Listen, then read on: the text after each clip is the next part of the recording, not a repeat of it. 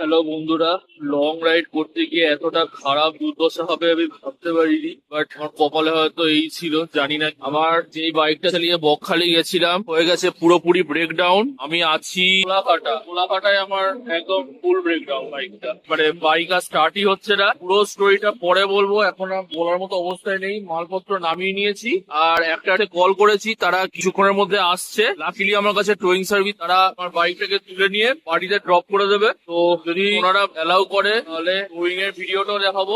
Lunch করা হয়নি, কোনো রকম বিস্কুট ছিল, একটু জল ছিল, খেয়ে খিদে মিটিয়েছি। ভাবছিলাম এনিহাও বাড়ি তো পৌঁছে যাব।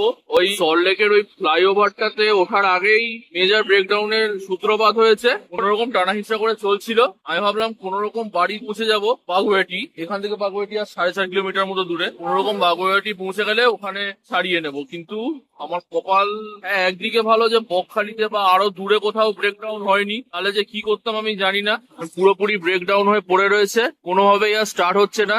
সম্ভবত গিয়ার শিফটিং এ কোনো গন্ডগোল হয়ে গেছে, চেন পড়ে গেছে হোক বা গিয়ারটা ভুলভাল জায়গায় চলে গেছে হোক, কিছু হয়েছে।